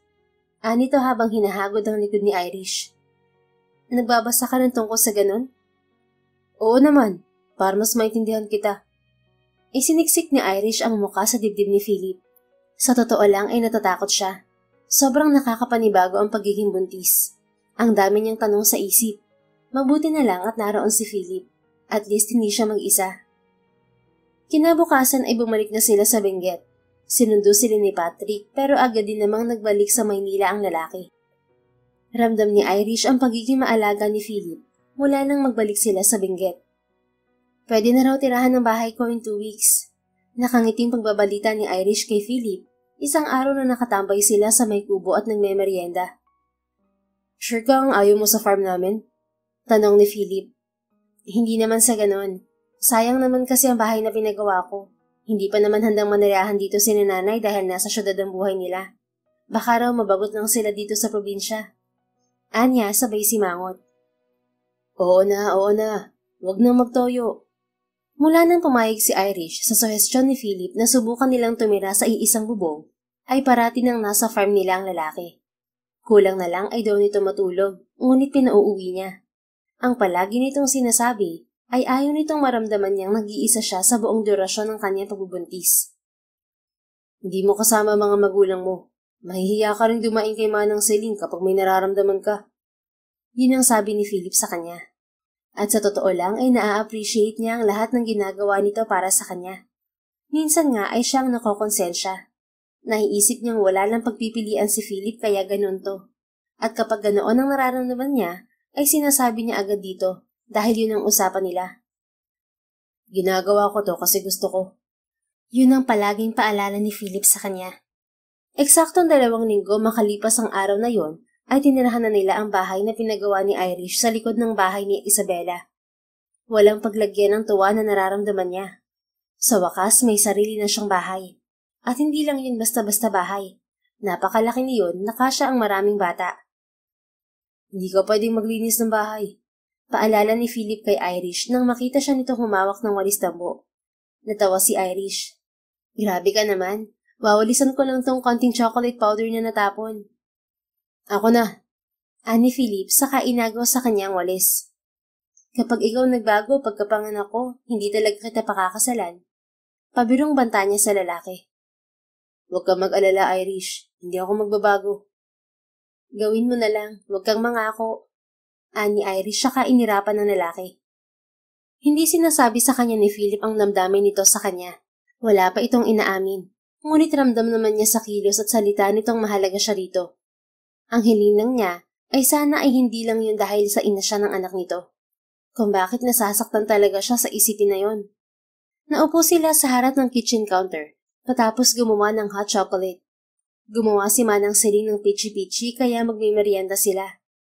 Pakiramdam ni Irish ay pinapataba siya ng lahat. So, anong balita kay Gilda?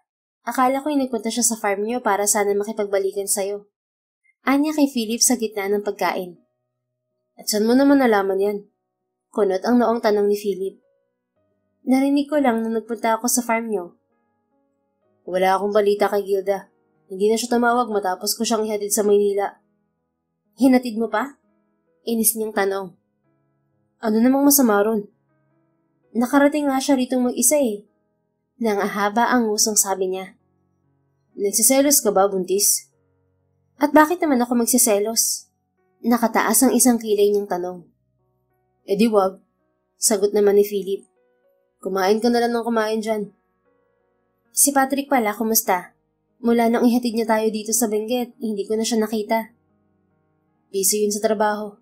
Maigsing sagot ni Philip. Tumango lang si Irish at kumain na lang. Mabilis na lumipas sa mga buwan. Napapansin naman ni Irish na lalong nagiging maalaga si Philip sa kanya. Minsan parang gusto na niyang patulan ng inaalok nitong kasal. Pero naroon pa rin ang pag-aalala Nawala naman itong pagmamahal sa kanya. Makukulong lang sila sa kasal na walang pagmamahal. Mahirap na yung takasan, lalo pa't may anak sila. In less than 5 months, manganganak ka na. Ngiting-ngiting sabi ni Isabela kay Irish. Akalain mo yon? Hindi ka na magiging matandang dalaga. Hindi ko alam kung matutuwa ako o maiinis sa sinabi mo. Ani Irish sa kaibigan. May dapat na matuwa ka. Magkakaroon ka na ng kompletong pamilya, Rish. Hindi kaya feeling ni Philip, pinikot ko siya? Natawa si Isabela. Mukha namang masaya si Philip na kasama ka. Mukha ring excited siyang maging daddy. Huwag nang kung ano-anong iniisip mo, Irish. Naroon si na Isabela dahil ipinatawag ni Don Rodrigo ang mga apo nito. May hapunan daw sa bahay nito at dapat na naroon ang lahat. Maging ang mga anak nito. May importanteng bagay raw na sasabihin ang Don sa lahat. Ano kaya sa tingin mong announcement ni Lolo? Tanong ni Isabela sa kanya. Wala rin akong idea. Ang mabuti pa tara na sa mansyon para malaman natin kung ano yun. Hindi mo ba yayayain si Philip? Tinext ko na siya. Ang sabi ko ay sa mansyon na ni Don Rodrigo dumiretso. Ilang saglit pa ay kompleto na sila sa mansyon ni Don Rodrigo. Ang lahat ay nanlaki ang mga mata at nagbuka ng bibig nang marinig ang anunsyo ng Don. Sa matagal na panahon na ako ay mag-isa, gusto ko lang ipaalam sa inyong lahat na ako ay magpapakasal muli. Anang Don sa gitna ng hapunan. What? Tanong ni James, ang panganay nitong apo. Sunod-sunod na ring nagtanong ang anak ng Don. We're not against it, Lo. Sabi naman ng apo nitong si Julian. Pero baka kasi 20 years old lang tong girlfriend mo. I'm not out of mind, Julian. Anang Don sa apo nito. Kung ganon, sino ang girlfriend mo, Lo? Tanong naman ni Victoria. Mukhang ito ang pinakatutol sa lahat. Kitang-kita sa mukha nito ang disgusto sa narinig na balita. Si Celine. Nakangiting sagot ng Don. Napasinghap na naman ng lahat. Bakit ba sila nagugulat? Ilang taon nang parang naniligaw ang Don kay Manang Celine.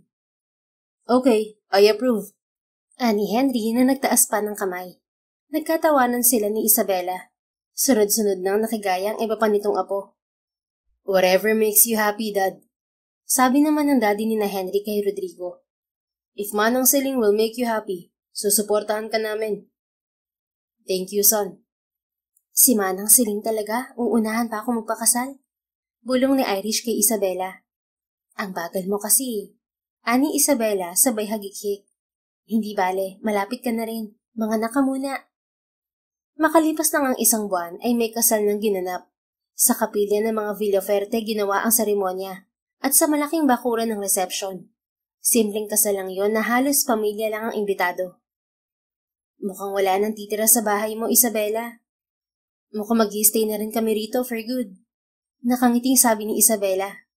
Talaga? Magandang balita yan. Oo, mag-focus na kami ni Henry sa negosyo para lagi na lang kami magkakasama. At ang pag-aartista niya, paano? Tigil na muna, mas importante raw kami ng anak niya. Ay, ang haba talaga ng hair ng friend ko. Panunod yun niya sa kaibigan. Loka, natatawang sabi nito. Yan na si Philip, iiwan ko na kayo para meron kayong privacy. Panunod yun rin ito sa kanya. Bago pa siya makasagot ay nakaalis na si Isabela. Okay ka lang? Hindi ko nilalamig? Tanong ni Philip nang makaupo sa tabi niya. Okay lang ako, sabi niya rito. Bakit ngayon ka lang? Tapos na ang seremonya.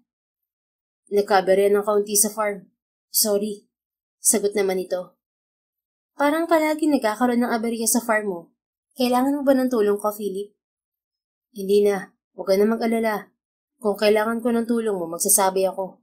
Focus ka lang sa kasal ni Manang Celine at Don Rodrigo. Mag-enjoy ka dahil isa tong masayang okasyon. Tumango si Irish at saka ngumiti. Nang gumabi na ay nagpaalam na rin sila. Magpapahinga na, buntis. Sabi niya kay Isabela. Nagpaalam na rin siya kay Manang Celine at Don Rodrigo. Congrats po sa inyong dalawa. Niyakap niya ang mga ito. Mabuti na lang at magkakaanak na ako. Kundi ay baka naglulupasay ako ngayon sa inggit. Biro niya pa sa mga ito. Magpahinga ka na. Kung ano-ano na naman ang sinasabi mong bata ka. Saway ni Manang Celine sa kanya. Bakas na bakas ang saya sa mukha ng matanda. Ang tagal ba naman itong lihim na iniibig si Don Rodrigo? Ngayon ay asawa na nito ang Don. May mahika yata ang farm ni Isabela. Laging nakakabuo ng love team. Nauuwi pa sa kasal. Siya lang yata ang hindi tinatalaban ng mahika ng pag-ibig sa farm ng kaibigan niya. Pagdating sa bahay ay agad na rin silang naghanda ni Philip sa pagtulog. Sa iisang kwarto lang sila natutulog. Noong una ay hindi ganoon ang usapan. Ngunit nahihirapan siya sa kakakatok sa kwarto ni Philip. Kaya nagpa siya silang isang kwarto na lang ang gamitin. Napaka-misteryoso talaga ng pag-ibig, no? Sabi ni Irish nang nakahiga na sa kama. Si Philip ay nakatingin lang at nakikinig sa kanya. Akalain mong makapag-asawa pa si Manang Siling? Na-manifest talaga niya si Don Rodrigo eh. Dati na kasing may gusto si Manang Siling kay Don Rodrigo, pero itinago niya dahil nga may pamilya na ang Don. Akalain mo ba namang darating din sa kanilang tamang panahon? Minsan kasi ganun talaga ang buhay. Akala natin wala ng pag-asa. Parang hindi na darating ang mga bagay o tao na pinapangarap natin. Yun pala, wala pa lang sa tamang timing. Kaya dapat ay hindi tayo nawawala ng pag-asa. Minsan, delay lang ang mga pinagdarasal natin, pero darating din yun. Hindi sa mismong oras na gusto natin, kundi sa tamang oras. Sa tingin mo ba, ang anak natin ay dumating sa tamang timing? Tanong ni Irish kay Philip. Oo naman. Mabilis na sagot ni Philip. Dumating siya sa mga sandaling wala ka ng pag-asa na magkakaroon ka ng pamilya. Sabi mo nga, mag-iisa ka na lang habang buhay. Pero dumating ang baby natin para ipakita sa iyong mali ka. Hindi ka na mag-iisa, Irish. Nandito na kami ni baby parati para sa'yo. Nangilid ang luha sa mga mata ni Irish. Hindi na niya napigilan ng maiyak. Sabi sa'yo, wag mo akong paiiyakin eh. Alam mo namang emotional pa rin ako hanggang ngayon. Hindi na naman ako titigil sa kakaiyak nito. Natatawang niyakap siya ni Philip. Sorry. Ginantihan ni Irish ang yakap ni Philip. Sigurado na siya. Nais niyang makasama si Philip sa mahabang panahon. Gusto niyang mabuo ang pamilya nila. Gusto niyang kasama itong magpalaki ng anak sa ilalim ng iisang bubong. Mahal na niya si Philip. Tama talaga ang timing ng baby nila sa buhay niya. Narealize kasi niya ang damdamin na pilit na tinatabunan noon. Oo, marahil ay nagkagusto siya noon kay Patrick. Pero walang sinabi yon sa pagmamahal niya ngayon kay Philip. Baka nga kinukumbinsi lang niya noon na gusto niya si Patrick dahil nape-pressure na siya sa kakatanong ng iba kung kailan siya mag-aasawa. At para sa kanya, ay si Patrick ang number 1 candidate sa titulong yun. Pero nakilala niya si Philip, kung sino talaga ito. Kung alam lang nito kung paano dumadagundong ang dibdib niya sa tuwing alam niyang nasa malapit na to. Minsan nga ay naiisip niyang hindi niya nang kayang mabuhay nang wala ito. Pochi, kumain ka na. Ani Irish sa aso ni Philip. Doon na rin nakatira si Pochi sa bahay nila. Wala naman yung problema sa kanya. Masaya pa nga siya dahil may kasama siya kapag nasa kabilang farm si Philip. Habang kumakain si Pochi, ay tinawagan niya si Patrick. Meron silang surprise para kay Philip, kaya halos araw-araw ay magkausap sila. Are you sure about the date? Tanong ni Patrick sa kanya mula sa kabilang linya. Oo. Okay lang ba sa'yo? Available ka ba niyan? I can make myself available. Hindi ko naman pwedeng palampasin ang araw na yun, no? Good. I want you to be here. Hindi ako mawawala. Huwag ka mag-alala. Gusto kong makita ang mukha ni Philip kapag ikaw na mismo nag-propose sa kanya. Isn't that too much? Natawa si Patrick sa kabilang linya. Hindi lang naman ang mga lalaking may karapatang mag-propose eh. Tama. Napaigtad si Irish nang marinig ang boses ni Philip. Tinatawag nito si Pochi. Pat, sandali ha. Nandito na si Philip. Sige, balitaan mo ako kung ano ang update sa proposal mo. Okay. Agad na itinago ni Irish ang cellphone at nilapitan si Philip. Kanina ka pa? Hindi naman, ngayon lang. Sinong kausap mo? Tanong ni Philip. Wala yun. Tumango lang si Philip. Bakit pala maaga ka? Mag-isa ka rito eh. Pero aalis din ako mamaya, client meeting. Ihahatid na kita, Irish. Hindi na, alam ko namang busy ka eh. Saka marunong naman ako mag-drive. Huwag ka mag-alala, mag-iingat ako. Muli ay tumango lang si Philip. Pagkapananghalian ay umalis na rin si Irish. Ang kakatagpuin niya sa bayan ay hindi kliyente, kundi mga suppliers at event organizer para sa surprise na gagawin niya. Nag-hire pa siya ng event organizer dahil gusto niyang maging espesyal ang pagpropose niya. Oo, ganoon na niya kamahal si Philip. Sobra-sobra na parang sasabog na ang puso niya. Hinintay ni Philip na makatulog si Irish pagkatapos ay sa kanya kinuha ang phone nito. Ayaw niyang gawin yun. Alam niyang pribado ang cellphone ng babae at wala siyang karapatang pakialaman yun. Ngunit ayaw siyang patulugin ng kanyang kuryosidad. Araw-araw ay may kausap si Irish sa phone at sa tuwing magtatanong siya kung sino yun, sasabihin nitong wala. Kaya para matahimik na ang isip niya, ay pangangahasan niya ng tingnan kung sino ang palaging kausap ng babae. Ganoon na lang ang pagbagsak ng puso niya nang makita na ang kuya niya ang palagi nitong kausap. Alam niyang hindi siya aahasin ng kapatid. Sinabi na rin naman nito na wala itong gusto kay Irish. Ngunit si Irish yata ay hindi pa nagbabago ng damdamin. Kulang pa yata ang pagpapakita niya na pagmamahal, kaya ang kuya pa rin niya ang gusto nito. Dahil sa kaalamang yon ay hindi na nakatulog pa si Philip. Maingat siyang lumabas ng kwarto at nagtungo sa farm nila. Bakit gising ka pa? Tanong ni Philip kay Gilda nang makapasok siya ng mansyon. Madaming iniisip. Sagot ng babae sabay hit-hit ng sigarilyo. Mag-iisang linggo na roon si Gilda. Nakiusap ito sa kanya kung maaari itong magtago muna sa farm niya. Walang nakakaalam na naroon ito, kundi siya lang at iilang tauhan. Ang papa niya ay nasa Maynila kaya hinayaan na niya si Gilda. Walang mangyayari sa pagtatago mo na to, Gilda. Bumalik ka na sa inyo. Kausapin mo ang daddy mo. Ayoko. Pipilitin nila ako magpakasal kay Elizar. Ayoko magpakasal. Ayoko mag-asawa pero ayaw nila akong intindihin. Hanggang kailan ka magtatago rito? Pinapaalis mo na ba ako, Philip? Hindi. Mabilis niyang tugon. Huwag kang mag-alala. Hinihintay ko lang si Alma. Alam mo naman yun, di ba? Si Alma ang nobya nito. Ang mga kumakalat na chismis sa farm na nakikipagbalikan si Gilda sa kanya ay hindi totoo. Tumatakas lang talaga ito sa arranged marriage na nais ng mga magulang nito dahil hindi naman ito straight na babae. May nobya si Gilda at may mga kailangan lang ayusin ng nobya nito. Kapag okay na yon ay sabay nang tatakas ang dalawa patungo sa kung saan. Hindi na binanggit sa kanya ni Gilda kung saan. Ayaw na rin niyang usisain ito. Nagkakausap ba kayo ni Alma? Nagmuntong hininga si Gilda. Hindi nga eh. Sinusubukan kong tawagan pero hindi sumasagot. Subukan mo ulit. At ganun nga ang ginawa ni Gilda. Bahagya siyang lumayo nang marinig niyang may kausap na ito sa kabilang linya. Hindi nagtagal ay umiiyak na lumapit sa kanya si Gilda. Yumakap ito sa kanya. Nakikipaghiwalay na siya sa akin, Phil. Humagulgol si Gilda. Nagbuntong hininga si Philip. Hindi niya alam kung paano ko konsolohin ng kaibigan. Kapag sinabi naman niyang umuwi ito ay baka magalit pa. Hindi kasi tanggap ng mga magulang nito ang kasarian nito. Imbes na magsalita ay tinapik na lang niya ang likod ni Gilda. Everything will be alright, Gilda. Anya rito. Hindi naman alam ni Irish kung anong mararamdaman pagbalik sa bahay. Hindi niya matawagan si Philip. Nagtaka kasi siya kanina nang maalimpungatan na wala ito sa tabi niya. Kaya nagtungo siya sa farm nito kahit 10 oras ng gabi. Ngunit sana pala ay hindi na lang niya ito hinanap para hindi niya nalaman na nasa farm nito si Gilda. At doon nagtatagpo ang dalawa ng lingid sa kanyang kaalaman. Gusto niyang umiyak pero walang luhang pumapatak sa kanyang mga mata. Ang sakit-sakit ng dibdib niya.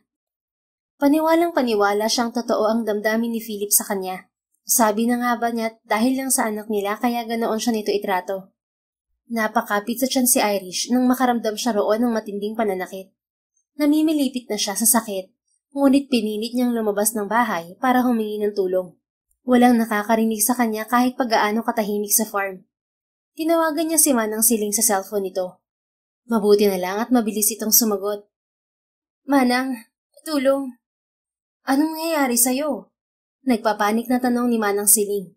Nasaan si Philip? Wala po rito. Teka, papunta na kami riyan. Hindi nagtagal ay naroon na si Manang Siling at Don Rodrigo, kasama ang assistant ni Don Rodrigo na si Clark. Nagmamadaling binuhat siya ni Clark nang makita nitong may dugong umaagos sa kanyang hita. Clark, tayo na sa bayan. Baka kung ano mangyari kay Irish at sa bata. Naiiyak na utos ni Manang Siling sa lalaki. Mabilis naman silang nakarating sa pinakamalapit na ospital sa bayan. I'm sorry I wasn't there when this happened. Ani Philip kay Irish. Nang malaman ni Philip na itinakbo siya sa ospital, ay agad itong sumunod. Walang reaksyon si Irish. Okay naman daw ang bata, sabi ng doktor. Pero hindi daw siya pwedeng ma-stress ng todo dahil pwedeng maulit yung nangyaring pagdurugo. At baka sa susunod ay hindi na nila maagapan at tuluyan nang mawala ang bata sa kanila. Irish. Okay lang, Philip. Alam nating hindi okay. Bakit wala ka nang magising ako? Tanong ni Irish kahit alam naman niya ang sagot. May aberya lang sa farm. Hindi na siya sumagot pa. Ang aberya palang lagi sinasabi nito ay si Gilda. Kailangan na niyang ipakansela ang lahat. Magmumukha lang siyang tanga kapag nag-propose pa siya rito. Hanggang sa makabalik sila sa bahay ay hindi niya kinikibo si Philip. Galit ka pa rin ba sa akin, Irish? Umiling si Irish. Bakit ganyan ka? Gusto na niyang umiyak. Ang dami niyang gustong sabihin pero hindi niya alam kung paano. Bawal daw akong ma-stress, sabi ng doktor. Alam ko. Yun naman pala eh. Kaya hayaan mo na lang muna akong mag-isa, Philip. Bakit? Para ba mas madali mong matawagan si kuya? Kumunot ang noo ni Irish. Are you accusing me of something? Yun naman talaga ang dahilan kung bakit gusto mo laging mag-isa, di ba? Kung gusto ko laging mag-isa, hindi sana kita sinundan kagabi, Philip. Hindi sana kita hinanap. Mataas na ang boses ni Irish. Sana hindi na kita hinanap para hindi ko na nakita na nasa farm mo si Gilda. Kaya naman pala pabalik-balik ka ron. May aberya-aberya ka pang nalalaman. Baka naman kami ng anak kong aberya sa buhay niyong dalawa. Hindi yan totoo, ani Philip. Lumambot na ang ekspresyon ng mukha nito. Kahit kailan ay hindi ko naisip na aberya kayo ng anak natin sa buhay ko. Bakit nga magkasama kayo ni Gilda? Bakit tinatago mo siya sa farm mo? Hindi na napigilan ni Irish ang umiyak. Nagtatago siya sa mga magulang niya. Gusto siyang ipakasal ng mga magulang niya dahil hindi matanggap ng mga magulang niya ang kasarian niya. May nobya si Gilda, Irish. Naghihintay lang siya sa babaeng yun sa farm ko. Pagkatapos ay sabay na silang tatakas. Pero biglang nakipaghiwalay kay Gilda ang nobya niya. Kaya nagka-problema. Kaya siya umiiyak kagabi? Tumango si Philip. Hindi totoo ang chismis na nakikipagbalikan siya sa akin. Hindi lalaking gusto niya, kaya wala kang dapat ipag-alala. Totoo? Oo. Nangayain kitang magpakasal. Hindi ako nagbibiro nun, Irish. Gusto ko ng kumpletong pamilya para sa anak natin. At wag mong isipin na titingin ako sa iba dahil mahal kita. Mahal kita kahit alam kong iba pa rin ang nasa puso mo. Kahit kapatid ko pa siya. Ano bang sinasabi mo? Frustrated na tanong ni Irish. Tila umurong ang kanyang mga luha dahil sa narinig. Bakit patakas mo tinatawagan si kuya? Dahil may secret kami. Anya saka nagmuntong hininga. Secret? Oo. Pero sige, para sa katahimikan mo sasabihin ko na. Magpo-propose kasi ako sa'yo at siya ang kahunsyaba ko. Propose? Gulat na tanong ni Philip. Tumango si Irish. Noong umpisa ay ikaw nagpo-propose ng kasal, pero ayokong tanggapin. Kasi ayokong pakasalan mo ko dahil buntis lang ako. Pero ngayong sinubukan nating magsama, na-realize kong ayokong mawala ka sa buhay ko. I know in my heart that you will be a good father and a husband. Wala ka mang sinasabi, damang-dama ko ang pagmamahal mo sa amin ni baby. Kaya ang sakit-sakit nang nakita ko kagabi. My God, Irish. Sana kinampronta mo na lang ako. Tinabihan siya ni Philip sa kama at niyakap. Sana nagalit ka sa akin agad. Sana sinampal mo na ako para alam kong naroon ka. Para naipaliwanag ko sa iyo ang lahat. Ikaw rin naman ah. Hindi mo sinasabi sa akin pinaghihinalaan mo kung may gusto pa rin sa kapatid mo. Dahil natatakot akong sabihin mo sa akin na siya pa rin ang gusto mo. Mas gusto ko nang tiisin habang buhay na masaktan ng palihim kaysa mawala ka sa buhay ko, Irish. Hindi mo alam kung gaano kita kamahal, Philip. Kapag nalaman mo, ewan ko kung sabihin mo pa yung mga sinasabi mo ngayon. Yung kay Patrick, crush lang yun. Walang sinabi yun sa nararamdaman ko sa'yo ngayon. Alam mo bang pakiramdam ko hindi ko na kayang mabuhay nang wala ka? Kagabi pakiramdam ko, hindi ako makahinga dahil sa nakita ko. Takot na takot ako na hindi na matuloy lahat ng pinangarap ko para sa atin. Sobrang sakit. Huwag ka mag-alala. Ngayon pa lang sinasabi ko na sa'yo, walang iba. Ikaw lang ang gusto ko, Irish.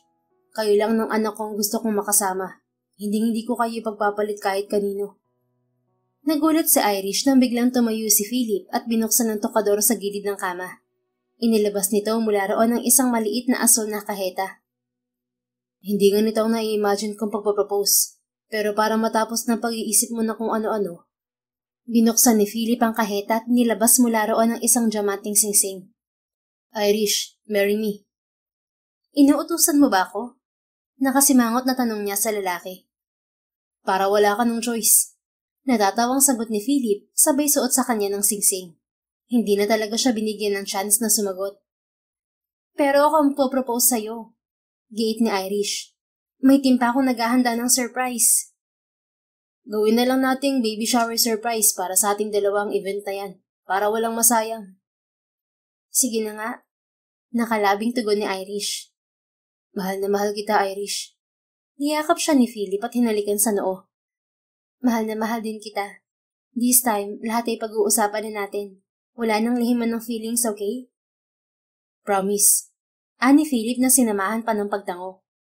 Payakap nga ako sa girlfriend kong buntis na matampuhin.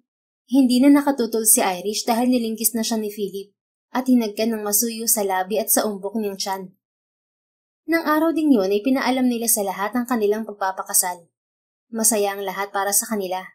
Hindi na makahintay sa Don Arnulfo sa kasal nila, lalo na sa paparating nitong unang apo. Nagkakapag-asa na ito na may magmamana na sa kumpanya nito. Babae ang naging anak nila Philip at Irish na pinangalanan nilang Mayumi. Bago mag-isang taon si Mayumi ay nagpakasal na sina Philip at Irish. Simple lamang yun at sa farm ng mga Jacinto ginanap. Nang sumunod na taon ay nabuntis pang muli si Irish. Ngunit binalaan sila ng doktor na wag nang umulit pa dahil maselan ng pagbubuntis ni Irish sa puntong yun. Ang bunso nila ay pinangalanan nilang Makisig. Mahirap at maselan man ang pagbubuntis ay walang pinagsisihan si Irish. Sa wakas ay mapamilya na siya. Mayroon na siyang makakasama sa pagtanda. Wala pa lang pala sa timing dati kaya hindi dumarating ang para sa kanya. Mabuti na lang at dumating ang asawa niya sa tamang oras. Yun ang description niya para sa kanilang dalawa ni Philip. Tamang pag-ibig sa tamang panahon. The end. Kung nagustuhan mo ang istoryang ito, please don't forget to like, comment, and share it with your friends. Your support really makes a difference. Thank you and see you sa ating next story. Keep safe and be blessed.